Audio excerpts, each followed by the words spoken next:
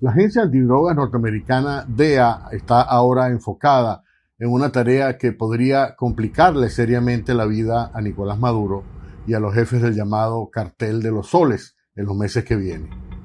La agencia, que tiene más de 5.000 agentes y 300 oficinas desplegadas por todo el mundo, quiere ahora perseguir y capturar a los narcotraficantes que ellos llaman invisibles, pero que controlan el multimillonario negocio de la cocaína tanto en Colombia como en Venezuela. La prioridad es tan urgente que la propia jefa máxima de la DEA, Anne Milgram, estuvo varios días la semana pasada en Bogotá para reunirse con altas autoridades y firmar convenios en Colombia. Se trata de una medida sin precedentes, tomando en cuenta que el agresivo plan de la DEA cuenta con el apoyo de un aliado inesperado, el propio presidente colombiano, Gustavo Petro. ¿Por qué la DEA quiere ahora desplegar este plan de persecución y captura en este preciso momento?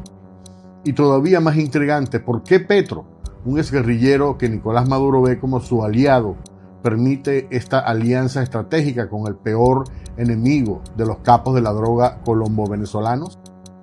Que garantice un pacto democrático, que garantice para cualquiera que pierda en esas justas electorales certeza y seguridad sobre su vida, sobre sus derechos, sobre las garantías políticas que cualquier ser humano debe tener en su respectivo país. Quiero compartirles en este programa lo que he encontrado sobre este polémico pero muy interesante tema. Quería comenzar por darles un pequeño contexto histórico para entender todo lo que está ocurriendo en esta dirección. Una de las primeras decisiones que tomaron los líderes del llamado socialismo del siglo XXI, cuando llegaron al poder, comenzando por el propio Chávez, fue deshacerse de la presencia de la DEA en sus países. La DEA realizaba monitoreos regulares e investigaciones conjuntas contra el narcotráfico en Venezuela, hasta que Chávez decidió expulsarla del país en 2005. Veníamos haciendo seguimientos y resulta que la DEA estaba utilizando como máscara la lucha contra el narcotráfico para incluso apoyar el narcotráfico. La razón fue que los agentes antinarcóticos habían descubierto una operación de distribución de urea, un producto derivado del petróleo que se utiliza en la fabricación de cocaína, producida en Pequibén, que estaba siendo enviada a grupos guerrilleros colombianos en el estado Bolívar. En la operación estaban implicados, por supuesto, militares venezolanos de alto rango que ya entonces estaban en la mira de la DEA. Evo Morales hizo exactamente lo mismo en Bolivia 3 años más tarde, en 2008, cuando apenas llevaba 2 años en el poder. Sacó a la DEA bajo la excusa de que los cocaleros estaban generando violencia y estaban muy inquietos a causa de la presencia de los agentes antinarcóticos estadounidenses. En Ecuador, el presidente socialista Rafael Correa prohibió el uso de la base militar de Manta para operaciones de la DEA en 2009, siguiendo el mismo patrón de Chávez y Evo Morales. Pero aún sin presencia en Venezuela y estos otros países, agentes de la DEA continuaron su trabajo. Más de una docena de capos de la droga que vivían protegidos por Chávez en Venezuela fueron descubiertos por agentes norteamericanos que les pasaban luego la información diciéndole: sabemos que fulano de tal está en Venezuela, cosa que obligó a Chávez a reconocer esta presencia, a capturarlos y luego enviarlos de regreso a Colombia, donde estaban siendo solicitados. Y de Colombia, muchos de estos personajes, más de una docena, como yo incluí la lista en mi libro Chavistas en el Imperio, fueron enviados en extradición a Estados Unidos para enfrentar cargos criminales. Y por supuesto allí contaron todo lo que hacían en Venezuela. Y es increíble todo lo que les permitía la dictadura o el régimen en ese momento de Hugo Chávez. La DEA además logró sancionar a importantes generales chavistas como capos de la droga y aliados de la narcoguerrilla de la FARC, y no paró de infiltrar al chavismo al más alto nivel. En 2018, por ejemplo, logró reclutar como informante nada menos que al testaferro de Nicolás Maduro, Alex Saab, y organizó reuniones secretas con Saab en varios lugares de Colombia y Europa. eso se sabe ahora. En estas reuniones, por supuesto, Alex Saab suministró información clave, sensible, sobre cómo operaba el entorno de Nicolás Maduro, cómo se hacían negocios, qué tipo de comisiones se pagaban, si había lavado de dinero y de qué manera, a través de cuáles bancos se hacían estas operaciones. Logró también documentar la DEA innumerables casos criminales por narcotráfico contra altos chavistas como Nicolás Maduro, Diosdado Cabello, Vladimir Padrino y muchos otros, acusándolos de convertir a Venezuela en un narcoestado. Eso fue, por cierto, puesto, esa expresión, Venezuela como narcoestado, fue puesto en un documento del Departamento de Justicia. Son incontables los informantes, disidentes, funcionarios profesionales, militares retirados y funcionarios de servicios de inteligencia que tocaron la puerta de la DEA para dar información sensible y de paso resolver cualquier tipo de situación criminal que estuvieran pendientes aquí. La penetración era tan efectiva que durante una década, entre 2013 y 2024, y esto está documentado, la DEA envió secretamente a un grupo de sus agentes para infiltrar y espiar en Venezuela a altos funcionarios de la dictadura, incluyendo el entorno de Maduro y al propio Maduro, utilizando para ello informantes o personas que estaban secretamente trabajando para la agencia a fin de grabarlos y espiarlos con la más avanzada tecnología de infiltración. No se sabe a quiénes lograron grabar infraganti, pero en la lista de objetivos estaban las personas o los oficiales o los funcionarios que la agencia consideraba como los responsables de manejar el narcoestado. De hecho, esto era lo que estaba justificando la operación de infiltración, que por cierto es una operación bastante complicada y peligrosa, porque ya ha habido el caso en Venezuela que han descubierto, por ejemplo, personas que vienen infiltradas de Colombia. Hay un caso específico de un par de oficiales de inteligencia del ejército colombiano que entraron en Venezuela para documentar la presencia de la FARC en campamentos en el estado Zulia, y al ser descubierto, entonces esto fue una operación que dirigió Hugo Carvajal cuando era director del SEBIN en el pasado, de la DIM, del DIGESIM ahora, y estas personas fueron asesinadas, ¿no? Y una de las acusaciones que tiene Hugo Carvajal es justamente esta operación en la cual él asesinó a dos enviados infiltrados del ejército colombiano a Venezuela.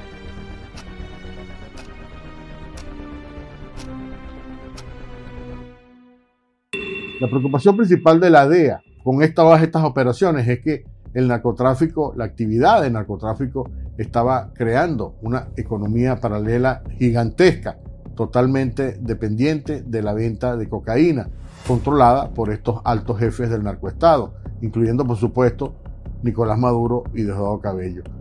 Es algo que es difícil de aceptar, pero opera.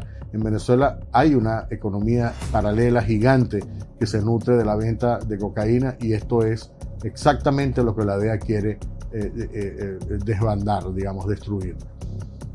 En este nuevo convenio firmado por la DEA con las autoridades de Colombia, hay una cantidad de objetivos que me parecen bastante ambiciosos y muy agudos, muy comprometedores, y muestra además la decisión que tiene la Administración Antidroga por desplegar operaciones más efectivas. De hecho, la directora de la DEA, Ann Milgram, que estuvo en Bogotá, es considerada una de las duras de las políticas antinarcóticos, que tiene un entrenamiento sobre cómo montar casos criminales a prueba de balas, como se dice, es decir, casos que con la suficiente documentación y testigos y evidencia como para no perder en un juicio federal. Desde que asumió la jefatura de la agencia en 2021, Milgram ha incrementado la presencia internacional de la DEA y se ha opuesto abiertamente, algo que es llamativo, a la legalización de las drogas en Estados Unidos, que por cierto es una de las políticas que ha impulsado la administración Biden. ¿Qué se propone hacer Milgram en Colombia? El primer objetivo, de acuerdo a estas conversaciones de la semana pasada con altos funcionarios del gobierno de Petro, policiales sobre todo, es lograr la extradición de los cabecillas de las disidencias de la FARC. Como se sabe, varios de los grupos considerados disidentes de la vieja FARC tienen sus bases de operaciones en Venezuela. En Apure, por ejemplo, está el cuartel general de la Segunda Marquetalia, que reúne a exguerrilleros que participaron en las negociaciones de paz de la FARC en 2016 en La Habana y que abandonaron después el proceso en 2018. El más importante de estos dirigentes es quizá alias Iván Márquez, un criminal que se dio por muerto en 2022. Recuerden que apareció supuestamente en una clínica en Caracas, en el Hospital Militar de Caracas, aparentemente después de un atentado que le hicieron, pero ahora acaba de aparecer como si está vivito y coleando, como dicen en Venezuela, en un lugar oculto de Colombia. ¿Qué hacen estos grupos de la guerrilla disidente en Venezuela?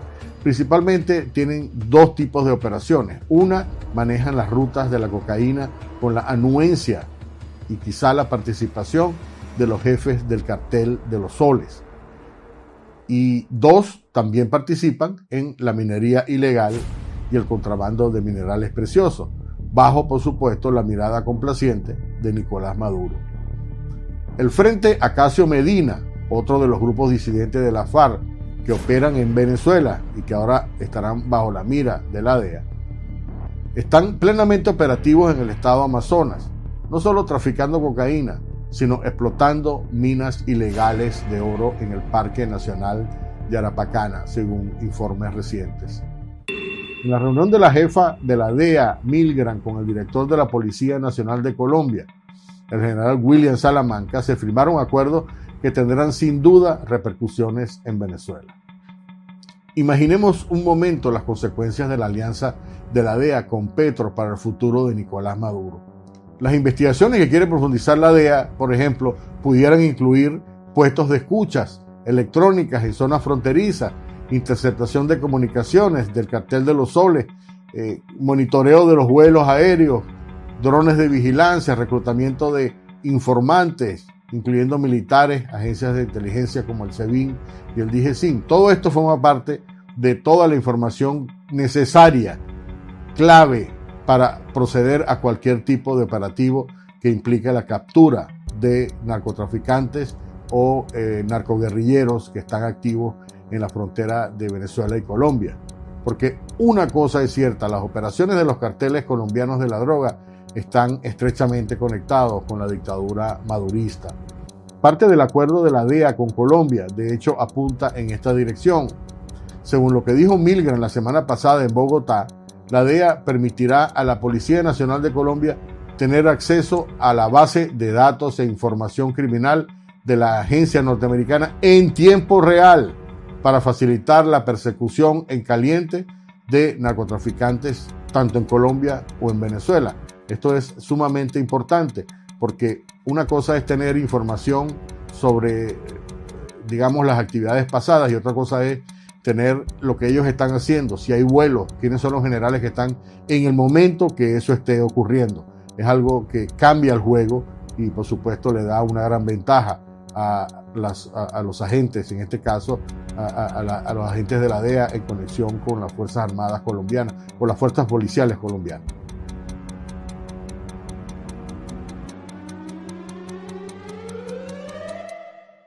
Hasta ahora han sido identificados un total de 170 narcotraficantes considerados invisibles. Y esta es una calificación que ellos le pusieron, me refiero a la DEA y a la Policía de Colombia, porque se trata de narcotraficantes que no figuran públicamente, que no tienen un liderazgo visible, pero que en efecto manejan las redes del tráfico entre Colombia y Venezuela. Figuran entre estos narcos invisibles cuadros del ejército venezolano, aunque no hemos podido confirmar esta información. Expertos que consulté sobre este tema piensan que la conexión de los carteles colombianos con los militares venezolanos es permanente y continúa muy activa. Adicionalmente a estos dos objetivos de los que ya hemos hablado, uno, lograr la extradición de los cabecillas de las disidencias de la FARC y dos, capturar a los cientos de narcotraficantes invisibles en Colombia y en Venezuela, la DEA se propone combatir otro de los males claves, que es el lavado de dinero. La DEA quiere, según el convenio, crear un cuerpo de investigación para ponerle la lupa al uso de cuentas bancarias en el sistema bancario de Colombia y también ponerle la lupa a cuentas virtuales con criptomonedas para detectar operaciones de lavado a través del monitoreo de estas operaciones, de estas transacciones. Otro tema clave es el control de sustancias químicas que son usadas para producir drogas sintéticas, como el fentanilo. Y también un monitoreo de las empresas que distribuyen este tipo de compuestos químicos que terminan en laboratorios clandestinos, tanto en Colombia como en Venezuela. Pero la jefe de la DEA, Anne Milgram, no es la única alta funcionaria de Estados Unidos muy interesada en promover acuerdos antinarcóticos con el gobierno de Petro. Ahí tenemos la generala Laura Richardson, jefa del Comando Sur de las Fuerzas Militares Norteamericanas con base en Miami. También está de visita a Colombia desde la semana pasada para promover planes de cooperación antinarcóticos con sus pares colombianos. De hecho, recientemente el Comando Sur participó en una operación conjunta con las Fuerzas Armadas colombianas para hacer 2 gigantescos decomisos que rompieron récords. Uno de ellos fue la confiscación de un cargamento de 3.3 toneladas de cocaína que salía de Estados Unidos a través de la isla de San Andrés, que tenía un valor de $113 millones, y el segundo operativo, que ha sido el mayor decomiso de marihuana en los últimos 10 años, un cargamento de 1.7 toneladas con valor de $18 millones. ¿Por qué la presidencia de Petro está permitiendo estas alianzas estratégicas con la DEA y con el Comando Sur, que están dando a Estados Unidos una presencia clave en la lucha contra los carteles de la droga de Colombia y Venezuela? Para responder a esta pregunta hay que entender un contexto clave e interesante. Desde hace un tiempo, Petro está siendo acusado de haber recibido dineros de narcotráfico para su campaña. Quizá lo último que Petro quisiera es una acusación criminal en una corte federal de Estados Unidos. Petro está tan interesado en llevar buenas relaciones con Estados Unidos que permitió la extradición, por ejemplo, de Álvaro Córdoba, hermano de la fallecida senadora Piedad Córdoba, que fue sentenciado recientemente en una corte de Nueva York a 14 años de prisión por sus vínculos con el narcotráfico. Para Petro es un tema de supervivencia permitirle a la DEA y al Comando Sur que actúen con un significativo margen de maniobra en Colombia para combatir los carteles de la droga que se conectan con Venezuela, a diferencia de lo que hicieron Chávez, Evo Morales y Rafael Correa en el pasado, que se beneficiaron ellos mismos del narcotráfico que debían combatir. Y por lo visto, la alianza de Petro con Maduro no parece suficiente para detener este tipo de cooperación con el imperio. Como quiera que se vea, el narcoestado de Maduro está siendo rodeado cada vez más en lo que podría ser el inicio de su debacle final. Les habló Casto Ocaña.